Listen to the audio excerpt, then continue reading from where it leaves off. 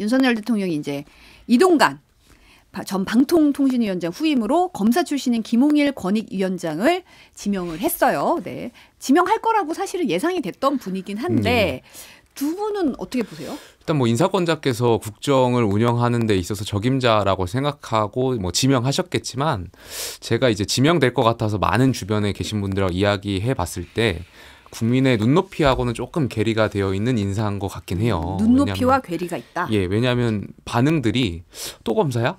아, 또 검사. 예, 또 검사야? 그리고 또 검사 출신이 갑자기 방통위원장? 그러니까 이러한 생각들을 대다수의 국민들이 하셨던 것 같아서 대통령께서 어떤 그런 이 김홍일 지명자를 지명하게 된 배경에 대해서는 당과 대통령실 보다 더 좀 어떤 설명이 더 필요할 것 같다라는 생각도 들고요. 한 가지 안타까운 점은 이 김홍일 지명자께서 뭐 훌륭하신 분이겠지만 국민권익위원장에 가신 지 이제 한 5개월 정도 된 것 같아요. 제가 검색해 보니까 올해 7월에 임명되셨던 맞아요. 것 같은데 이 국민권익위원장이라는 자리도 굉장히 중요한 자리고 아마 지금쯤이면 이제 업무가 파악되셔서 본격적으로 이 업무에 돌입하셔야 되는 분을 방통위원장에 굳이 모셔왔어야 되나 이런 좀 안타까움도 있는 것도 사실입니다. 하지만 뭐 인사권자의 판단이니까 좀 청문회라든지 이런 걸 좀 지켜봐야 될 것 같습니다. 네. 저는 대통령께서 공사 구분이 전혀 되지 않는다 이런 생각을 이번에도 또 하게 되는데요. 뭐 김영태 최고도 잠깐 언급하셨지만 진짜 검사 어게인. 진짜 모든 인사마다 이제 검사가 아니면 서울대가 아니면 쓰일 수 없는 건가라는 생각을 할 정도로 이 정부 들어서 굉장히 인사가 대통령의 사적인 친분, 뭐 예를 들면 동창이라던가 오래된 선후배라던가 또는 검찰 출신 인사들이 너무나 많이 기용이 되어 왔기 때문에 이 대통령의 사람 쓰는 기준이 너무나 편협하다. 그리고 검사 천국 이다 진짜 이런 이야기가 나왔었잖아요. 그런 면에서 일종의 하나의 카르텔로 보여져요. 제 입장에서는 일종의 검사 카르텔. 그리고 대통령이 검사들만 자꾸만 요직에 앉히는 이유가 뭘까 이런 생각을 해보면 결국 검사만 믿을 수 있다라는 생각이 대통령의 마음속에는 뿌리 깊게 자리하고 있는 것 같습니다. 그래서 최근에 뭐 서울의 봄이라는 영화 많이들 보셨을 거고 그때는 이제 군사 독재 시절이었다고 한다면 뭐 지금은 검사 독재 시절이다 이런 식으로 이제 많은 분들이 영화를 보고 나서 얘기를 하기도 하는데 결국 보셨나요, 영화? 네, 저 봤습니다. 핵심은 사실 그 하나회가 진짜 거기서도 엄청난 카르텔이잖아요. 자기들끼리 밀어주고 끌어주고 어떻게 보면 중요한 결정을 막 흔드는 사람들인데 이번 인사를 보면서 뭐 그때는 하나회가 있었다고 한다면 지금은 정말 검사들이 정말 모든 요직에 가 있는 게 아닌가 싶습니다. 보셨어요, 영화? 예, 저는 첫날 봤습니다. 아, 첫날이요? 예. 감사합니다. 빨리 보셨네요. 저 뭐 장교 출신이었고 그래서 네. 그 역사적 사실에 대해서는 예전부터 알고 있었고 예전에 MBC에서 방영했던 제5공화국이란 드라마도 제가 어렸을 때 되게 재밌게 봤었던 드라마여서 많이 관심 갖고 봤습니다. 감상평은 보고 나서의 그냥 안타까웠죠. 그리고 저는 그 장태환 사령관에 대해서 개인적으로 뭐 여러 가지 군인다운 군인이라고 제가 배워왔기 때문에 그분의 어떤 삶이라든지 그 당시에 그 쿠데타를 막기 위해서 그러한 장면들이 잘 녹아져 있었나 좀 영화를 봤는데 뭐 잘 설명되어 있고 잘 녹아져 있는 것 같아서 더 재밌게 봤던 것 같습니다. 어떻게 보면 지금 이렇게 호응을 얻고 있는 영화라는 게 되게 좀 아이러니하다 이런 생각이 들긴 해요. 그렇게 많은 분들이 보고 사실 보고 나면 굉장히 이 분노가 네. 막 끌어오르고 막 그래서 보니까 배우 이런 SNS에 막 그런 게 막 올라와 있더라고요. 그 이모티콘이 좀 이제 막 올라와 있고 이러는데 그만큼 연기를 또 잘하신 부분도 있겠지만 그게 시대의 어떤 그 뭔가 분노와 원망감 막 이런 게 들어있는 게 아닌가라는 생각이 좀 들기는 했는데 지금 사실 이제 이번 주 초에 취임 후에 역대 최대 폭의 개각을 단행을 했어요. 그래서 사실상 2기 행정부가 들어섰다 얘기를 하는데 사실은 이제 지금까지의 기조는 이제 서운함이다 이런 얘기 많이 나왔잖아요. 이번 개각은 사실은 서운함을 좀 벗어나려는 거 아닌가? 이런 시도가 좀 보이긴 했어요. 추가 인선도 계속 나오긴 할 텐데 오늘도 그렇고 이번 개각은 어떻게 평가하세요? 일단은 조금 전에 박성민 전 최고가 이제 검사 프레임을 들고 나오셨는데 이번에 중폭 개각에서는 검사 출신 장관이 없었다는 점 이 말씀을 다시 한번 드리고 싶고요. 근데 이제 공교롭게도 오늘 추가 인선에 방통위만큼 요즘 핫한 곳이 있습니까? 장관급이죠. 장관급 인사죠. 저는 이제 그래서 그 명단에서 빠진 이유가 뭔가 그런 게 아닌가라는 생각이 좀 들긴 준비는 했거든요, 사실은. 뭐 일단은 대통령실에서 청문회를 많이 의식하고 하다 보니까 좀 무난한 인사들을 그러니까 청문회를 통과하기 위한 무난한 인사들을 많이 모셔왔던 것 아닌가. 그리고 나름대로의 뭐 역할들을 하실 수 있는 분들, 공무원 출신, 관료 출신들 많이 모셔왔던 것 같아서 그러한 점에서는 뭐 좋게 평가하고요. 다만 정무적인 입장에서는 이렇게 해서 국민들께서 국정쇄신에 대한 기조 변화에 대한 체감을 하실 수 있을까 그러한 생각도 있어요. 저는 이제 당에 소속된 사람이다 보니까 내년 총선을 치러야 되는 입장에서 국민들께서 바라시는 것은 기조 변화이고 이러한 것인데 기조 변화에 가장 체감할 수 있는 건 인사이고 이럴 텐데 국민들께서 체감하실 수 있는 부분에 대해서는 조금 약하지 않나 이런 생각도 좀 해봤습니다. 네, 박선미 측은 어떻게 보셨어요? 뭐 노력을 한 거는 한 건데 뭐 그 부분은 인정할 부분은 있다고 생각을 하지만 사실 디테일하게 보면 좀 이상한 구석들이 있는 것 같아요. 예를 들면 좀 어색한 구석이라고 표현하는 게 더 정확할 것 같은데 보훈부 장관 후보자를 이제 이력을 봤더니 사실 보훈부랑 관련된 게 딱히 없어요. 그래서 왜 이분을 보훈부 장관에 내정을 했을까라고 보니까 뭐 약간 가족이다. 그러니까 보훈과 관련된 인사의 가족이고 뭐 삶 자체로 이제 보훈에 대한 가치를 크게 느낄 거다 이런 식으로 좀 포장을 했는데 사실 제 입장에서는 일단 1차적으로 보훈부로 승격된 지 얼마 되지도 않아서 박민식 장관이 출마한다고 나가는 것 자체가 뭐 부처의 안정성이나 이런 면에서 되게 국민들을 우롱하는 처사다 이렇게 생각을 하기도 했고요. 네. 더 나아가서 후임 인선이 약간 뭐 가족이고 그러니까 삶으로 이제 보훈에 대한 가치를 느껴온 사람이다 이런 식으로 얘기를 하는 게 제가 봤을 때는 좀 어색하다라는 생각을 했고 중기부 장관 후보자에 대해서도 마찬가지인데 이분은 외교관 출신이시더라고요. 근데 이제 중기부는 사실 외교부랑 하는 일이 완전 다르잖아요. 유관 분야도 아니고. 그런 면에서 뭐 여성 인사를 많이 등용했다. 이거는 의미가 있는 일이지만 그것과 별개로 이 후보자들이 각 부처에 과연 적합하게 세팅이 됐느냐라고 보면 뭐 방통위까지 포함해서 보면 방통위도 좀 오류가 있는 것 같고 지금 중기부, 보훈부 얘기에 대한 비판들이 좀 있는 것 같습니다. 근데 뭐 전문성, 적합성에 대해서는 이제 야당에서 비판을 하실 수 있다라고 보는데 저는 좀 생각이 달라요. 그러니까 아까 좀 언급하신 두 분의 인사에 대해서는 보훈이라는 것은 제가 느껴봤을 때 이 보훈 가족들이 느껴와서 살아오면서 체감할 수 있는 것들이 굉장히 중요하다라고 생각해요. 특히 뭐 서양이나 선진국 같은 경우도 보훈 정책에서 봤을 때는 이 보훈 가족들이 느껴온 바를 잘 정책으로 수립하는 과정들이 굉장히 중요한 것이기 때문에 아마 보훈 장관 후보자께서 본인께서 보훈 가족으로서 양가가 다 6.25 참전 용사와의 독립 유공자이신 걸로 알고 있는데 그 과정에서 어떤 보훈 가족으로서의 어떤 뭐 차별이라든지 이런 것을 받아왔다면 좀 잘 그런 것이 안 될 수 있도록 잘 녹여내실 수 있지 않을까에 대한 생각이 있고 외교부 장관 후보자 같은 중기부 장관 후보자 같은 경우 외교관 출신인데 대기업 같은 경우는 수출 같은 거 할 때 자체적인 능력이 있기 때문에 사실 대사관이나 이런 것에 도움이 덜 받아도 되지만 중소기업 같은 경우는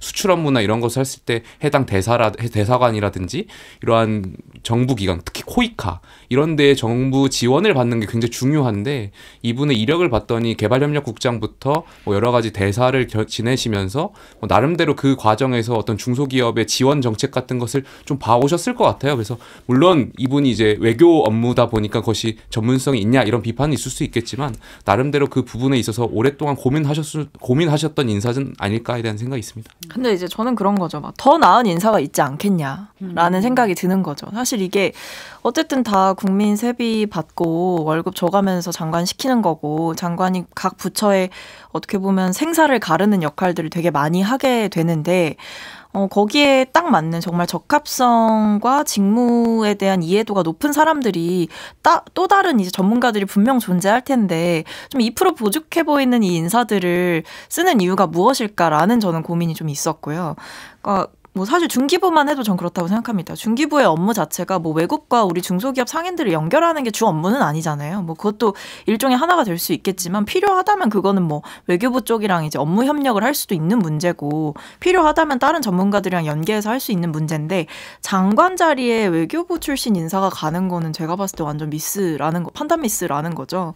그런 면에서 과연 이 장관들이 부처 운영을 잘할 수 있느냐를 넘어서 이제 정말 국민의 삶에 도움이 되게 일을 할 수 있느냐 그런 관점에서 봤을 때 2% 부족한 인사들이다라고 평가를 할 수 있겠습니다. 다음은 이제 국민의힘 얘기 잠깐만 해볼게요. 이제 대통령과 여당 지도부가 어제 비공개 오찬을 가졌다고 공개를 했습니다. 네. 오찬의 의미를 어떻게 봐야 될까? 이렇게 했을 때 결국은 김기현 대표 체제로 총선까지 간다. 이렇게 보세요? 어떻게 보세요? 뭐 대통령실과 당 관계자가 그것을 부인하고 있지만 어떠한 목적이었든 기든 아니든 국민들께서 해석하기에는 대통령께서 이제 김기현 지도 체제에 힘을 실어줬다. 이렇게 해석이 많이 나오는 것 같아요. 그렇게 보실 가능성도 높은 것 같고요. 다만 저는 당인으로서 안타까운 점은 김기현 대표 지도부와 대통령께서 오찬하신 지가 강서구청장 선거 패배하고 나서 10월 중순이었던 걸로 기억하고요. 지금 이제 하신 거예요. 그렇죠. 한 달 반 정도 지났는데요. 그동안 저희 당이 뭘 바꿨는지, 무엇을 성찰하고 무엇을 반성했는지 전 잘 모르겠어요.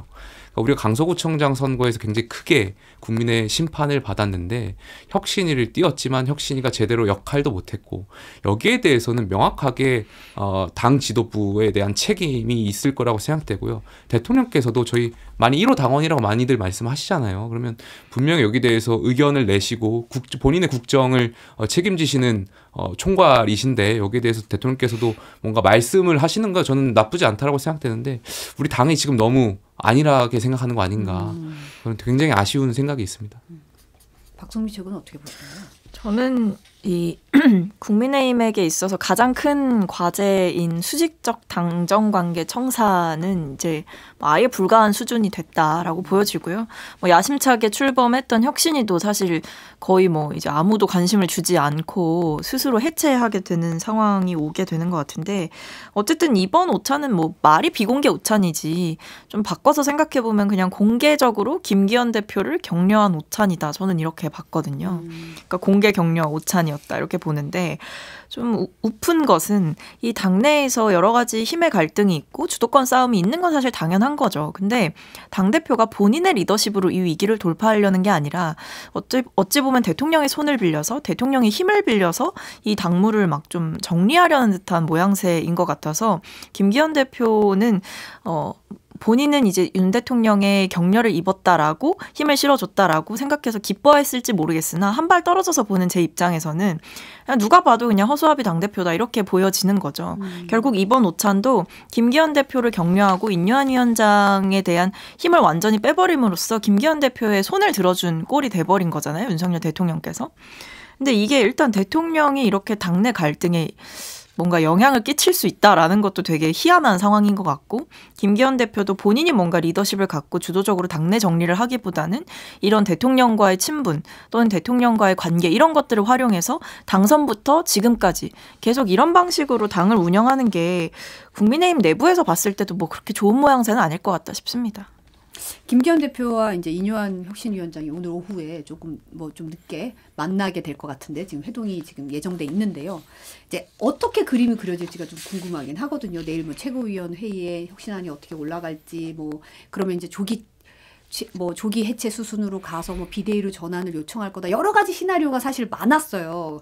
근데 이제 비공개 오찬이 있고 그다음 회동이 되고 그럼 이게 어떻게 앞으로 전개가 될지 좀 궁금하긴 한데 어떻게 예상하세요? 일단 제가 언론에서 계속 말씀드렸는데 한 몸이에요. 한 몸. 그러니까 김기현 대표와 인요한 위원장이 각을 세우고 있는 듯한 굉장히 코미디 같은 상황이 있지만 그 근본 배경에는 한 몸이다. 그러니까 결국에 강서구청장 선거를 패배하고 나서 당 대표, 당 지도부가 책임을 지지 않고 이 지도체제를 유지하기 위해서 혁신위를 띄웠던 것인데 그리고 그것이 혁신위원들의 발언으로 확인된 거 아니겠습니까? 시간 끌기용이다.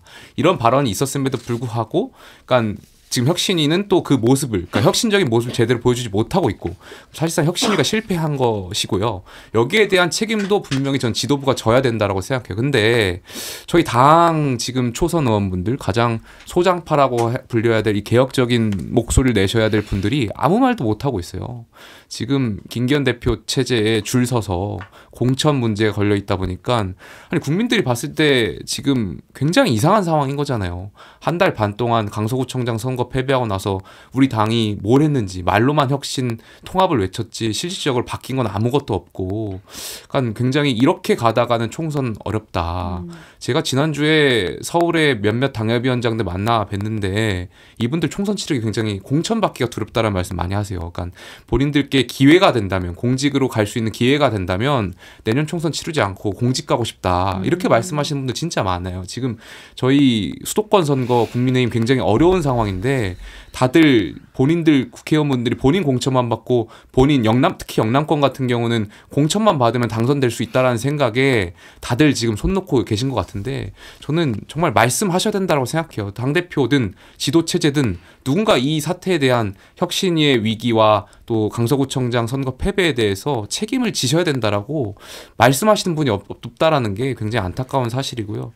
글쎄 오늘 뭐 이 회동을 통해 가지고 두 분이 또 어떤 모습을 그릴진 잘 모르겠습니다만 김기현 대표 입장에서는 혁신위가 무너지는 것이 본인에 대한 공격이 이어질 수 있으니까 아무래도 완급 조절을 하려고 하시겠죠. 혁신위원장을 좀 이렇게 달래려고도 하실 것 같고 혁신위원장께서 근데 어떤 판단을 할지 오늘 좀 회동을 좀 지켜봐야 될 것 같습니다. 어떻게 보면 이제 서울 수도권을 지역구로 생각하시는 분들은 김기현 대표 체제에 대해서 더 비판적인 목소리를 많이 내시고 있는 것 같아요. 사실은 예. 본인의 이제 어떻게든 앞으로 힘드니까. 총선 전국에 네. 대해서 고민이 많으신 것 같더라고요. 이런 목소리를 내는 분들을 보면은 사실은 박선민 최고는 어떻게 보세요? 근데 뭐 이게 만난다고 뭐가 될 사이는 아니지 않나 이런 생각이 듭니다. 그러니까 이게 만나서 대화가 좀 의미가 있으려면 갈등의 골이 그렇게 깊지는 않아야 되거든요. 그래야 뭐 조금 있는 갈등을 좀 털어낼 수가 있는 건데 사실 지금 김기현 대표와 인유한 혁신위원장은 거의 뭐 서로 손절한 수준이다. 저는 그렇게 보이거든요. 김기현 대표가 뭐 인유한 위원장의 그 뭐 공관위원장으로 본인을 추천해달라는 요청을 공개적으로 거부한 것도 그렇지만 어쨌든 아주 냉정하게 보면 혁신위가 얘기한 것 중에 들어준 게 없잖아요, 지도부가. 여기에 대해서 뭐 전향적인 입장을 혁신안에 대해서 갑자기 내놓을 것도 아니고 그렇다고 한다면 인유한 위원장 입장에서는 완전히 체면도 구긴 거고 본인은 사실 시간 낭비했다라고 생각할 수도 있거든요. 그런 면에서 인유한 위원장도 아마 쌓인 게 많을 거고 김기현 대표 입장에서도 본인이 생각했던 것보다 이 혁신위원장의 언론 플레이가 굉장히 능했단 말이죠. 그런 면에서 서로 되게 이제 불편한 감정을 가지고 있을 거다라는 거고 오후에 회동에서 뭔가 좋게 잘 끝내는 그림으로 만든다고 하더라도 사실 국민들이 지금까지 다 보신 게 있잖아요. 지금까지 국민의힘 지도부가 그리고 주류 세력들이 얼마나 인유한 혁신위를 무시하고 좀 일종의 핍박을 했는지 국민들이 다 지켜본 상황이라 사이 좋은 척해도 뭐 국민들은 속지 않을 거다라고 생각합니다. 그 이번 개각으로 사실은 이제 나오시는 분들, 사실 들어가시는 분들보다 이번 개각은 나오는 분들에 대해서 주목도가 좀 더 높은 것 같다는 생각이 좀 드는데 박민식 국가보훈부 장관이죠. 오늘 라디오 인터뷰에서 내년 총선에서 경기 성남 분당 을을 출마하겠다, 염두에 두고 있다라고 하면서 이제 안철수 의원에게 분당 출마 양보했기 때문에 명분이 있다 이런 얘기까지 하셨어요. 근데 청년 정치인으로 어때요? 이렇게 보면 어떻게 보면 이제 장관 출신이로 총선에 나와서 나는 지역구 여기 가겠소라고 사전에 딱 그렇게 좀 점지하는 건데 어떻게 보시나요? 아니 뭐 정치인이 본인의 지역구를 선정하고 명분을 만들어가는 과정은 본인의 결정이니까 존중받아야겠습니다만 저는 이렇게 뭐 양보해서 내가 갈 수 있는 뭐 명분이 있다라고 주장을 하면 유권자분들이 국민들이 봤을 때는 조금 명분이 약하지 않나 이런 생각이 들 것 같고요. 다만 저는 안철수 의원과 같은 경우 뭐 제가 감히 뭐 안철수 의원한테 이렇게 평가를 하고 이렇게 추천을 드리는 것 자체가 조언을 드린다는 것 자체가 좀 경험적으로 봤을 때 말이 안 되겠지만 저는 안철수 의원께서 대선 주자시고 하다 보면 저는 처음부터 부산 지역, 그러니까 부산의 어떤 연고나 이런 거 있다 보니까 부산 경남 지역으로 가시는 게 맞지 않나에 대한 개인적인 생각이 있었어요. 근데 그럼에도 불구하고 이제 분당에 출마하셨고 본인께서도 분당에서 다시 한번 도전하시겠다라는 의사를 여러 차례 비춰본 바가 있기 때문에 그렇다면 안철수 의원도 이제는 뭐 분당을 당연히 출마하셔야 될 텐데 여기서 박민식 장관한테 밀린다면 안철수 의원도 뭐 정치를 접으셔야겠죠. 밀리면. 그러니까 저는 글쎄 뭐 두 분이 어떠한 경선 과정이나 뭐 어떠한 또 양보라고 표현하는 게 맞는지 모르겠습니다만 뭐 그런 것들이 이루어질지 모르겠습니다만 저는 안철수 의원도 여기에 대해서는 뭐 입장을 내셔야 되지 않나 생각합니다. 근데 보니까 지금 박민식 장관은 분당 을을 얘기하고 있고 안철수 의원은 사실 분당 갑이기 때문에 분당 을은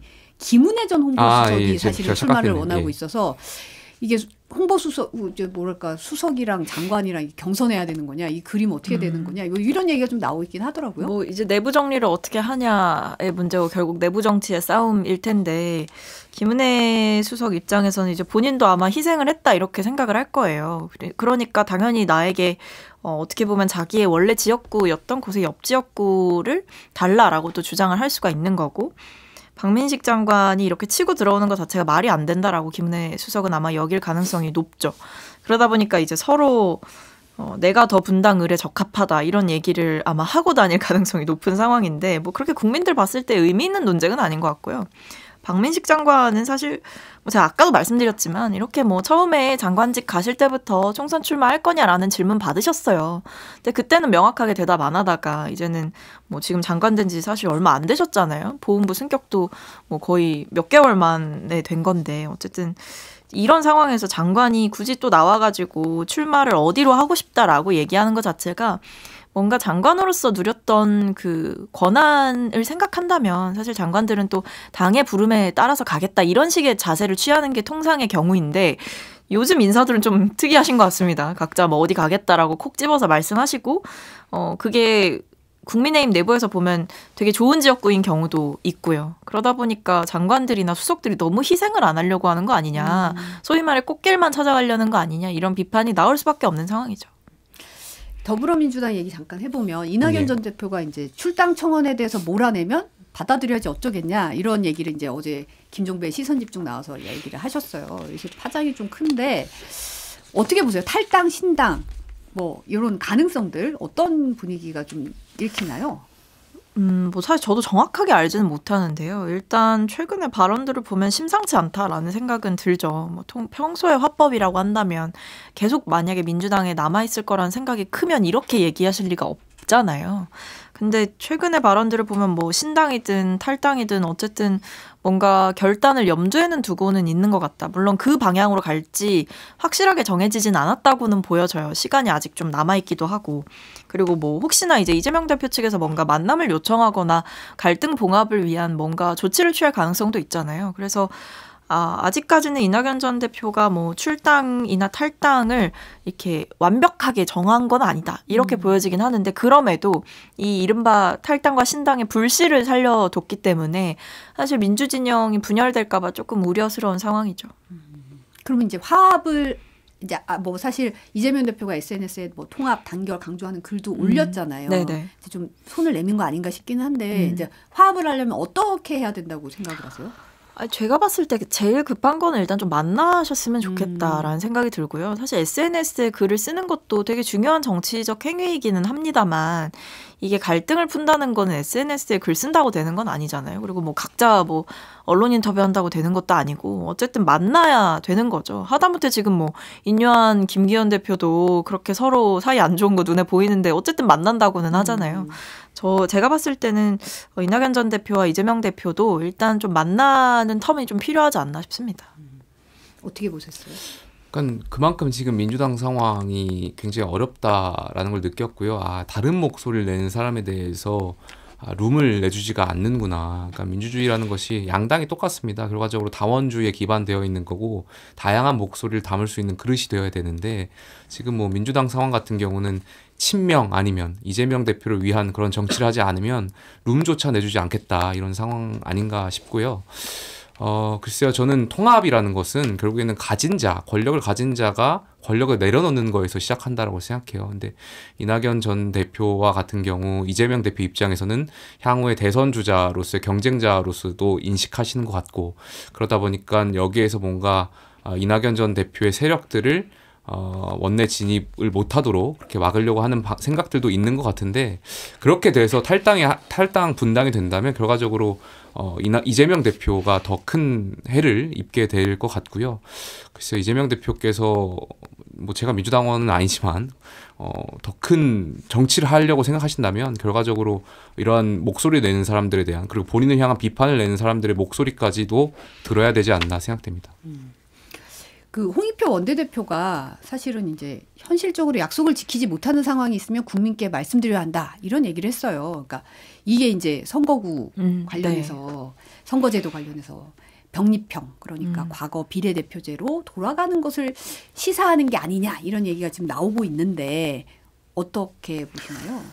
근데 뭐 이게 제가 이 인터뷰를 쭉 봤더니 뭐 이런 말씀도 하셨고 또 끝에는 어쨌든 다수의 의견을 따라가야겠죠라고 얘기를 하면서 의견이 모아지는 것에 따르겠다라는 식으로 또 말씀을 하셨더라고요. 그래서 뭐 지금까지는 제가 알기로 이제 의원총회에서 되게 격렬한 토론이 있었고 그럼에도 이제 그 격렬한 토론을 몇 시간 했지만 결론이 나지 않았다라고 해요. 그러니까 부딪히고 있는 거죠. 저희 안에서도 연동형이라는 그 선거제 개혁의 정신을 우리 스스로 저버리는 것은 명분이 없는 행위다라고 얘기하는 쪽과 실리적으로 위성정당의 출현을 막을 수가 없는 상황에서 그렇게 된다면 우리가 질 수도 있는 것 아니냐. 그렇다고 한다면 병립형이라는 제도를 충분히 활용해야 되지 않냐라고 얘기하는 실리파, 이른바 명분파와 실리파가 좀 부딪히고 있는 상황이라고 들었어요. 그래서 아마 원내대표는 특정한 입장을 낼 수는 없는 위치일 거고 결국 의원들의 의견이 어디로 모아지느냐라는 점에 대해서 좀 주시를 하고 있는 것 같아요. 근데 어떤 경우든 어떤 결과가 나올지는 사실 아직 단언할 수가 없으니까 둘 다 이제 좀 열어놓는 듯한 정치적 발언이었던 것 같습니다. 국민의힘은 사실은 나 돌아갈래 이쪽 아닌가요? 지금? 과거부터 저희는 뭐 저희 그 미래통합당 때도 그 병립형을 주장했었고 과거처럼 저희가 계속 그 목소리를 내겠다라는 거니까요. 전 당이 뭐 과거로 다시 병립형으로 가자고 주장하는 거에 대해서는 뭐 명분이 있다라고 생각합니다만 제 개인적인 측면에서는 연동형 비례대표제 갖고 있는 장점들이 있고 결국에는 사표를 방지하고 많은 국민의 목소리를 더 국회로 보내겠다라는 그 의도가 있었는데 위성정당이라는 제도의 폐해가 있으니 제도가 발전할 수 있는 방향에 대해서 양당이 고민했으면 좋겠는데 현실 정치에서 특히 이 기득권을 갖고 있는 의원들 원내 의원들의 입장에서는 그렇지 못한 것 같아서 안타까운 생각이 있죠. 그럼 청년 정치인 입장에서는 좀 앞으로를 위해서는 좀 더 많은 선택지를 주는 유권자에게 더 많은 선택지를 주는 게 좀 필요하다 이런 입장이세요? 사표를 방지하고 국민의 목소리가 그 올고지 바로 국회로 들어갈 수 있게 만드는 제도는 민주주의 정신에 전 부합한다라고 생각합니다. 저 요거 잠깐 좀 궁금해서 하나 여쭤보고 싶었던 게 있었는데 마지막에 이제 사실은 지금 최근에 뭐 학계 출산율 하면 수치가 걱정이에요, 진짜. 걱정이고 저출생 문제가 좀 심각한데 서정숙 의원이 저출생 원인을 나 혼자 산다 예능 프로그램이나 막장 드라마다 이 탓이라고 얘기를 해서 좀 논란이 일고 있는데 어떻게 생각하시나요? 진짜 현실을 모르고 말씀하시는 것 같다라는 생각이 드는데요. 그러니까 말씀하신 프로그램들을 잘 안 보신 것 같아요. 그러니까 나 혼자 산다 예능 프로그램 보면 그게 뭐 혼자 사는 삶의 모습을 보여주는 거긴 하지만 뭐 그게 마치 비혼을 장려하고 이런 건 또 아니기도 하고 그러니까 논리적으로도 좀 말이 맞지 않고 그리고 이렇게 얘기하는 건 국회의원으로서 너무 무책임한 거 아닌가요? 사실 지금 출산율이 떨어지고 있는 이유에 대한 분석이 여러 곳에서 나오고 있고 최근에 제가 봤던 분석은 어쨌든 고용에서의 불안 그다음에 양육비에 대한 부담, 그다음에 주거에 대한 불안 이런 것들이 되게 총체적으로 합쳐져서 나타나고 있는 거다라고 하면 사실 국회의원이라고 하면 뭐 막장 드라마나 나 혼자 산다 같은 예능 프로그램을 저격하면서 콘텐츠 탓을 할 게 아니라 국회의원들이 더 나은 법을 만들지 못하고 더 좀 효과적인 곳에 예산을 쓰지 못하고 있는 본인들의 역할에 대한 고민이 있어야 되는 거지 이거를 뜬금없이 이렇게 프로그램 탓을 하면 국회의원 왜 하시죠? 그냥 밖에 나와서 이런 말씀하시면 되잖아요. 그러니까 국회의원으로서의 책무를 좀 망각한 책임감 없는 발언이다. 저는 이 생각을 참 많이 했습니다.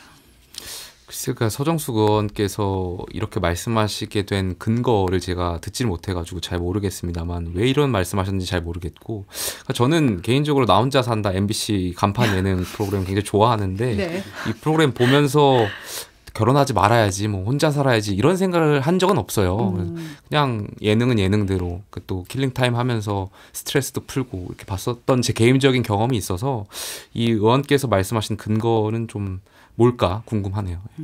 저는 콘텐츠의 영향력에 대해서 많은 영향력이 있다고 생각해 주시는 건 좀 감사한 일이지만 너무 많은 영향력이 있다고 생각하시는 건 아닌가 이런 생각이 좀 갖긴 했네요. 네. 오늘 말씀 여기까지 듣겠습니다. 박선민, 김용태 전 최고위원과 함께했습니다. 오늘 감사합니다. 감사합니다. 감사합니다.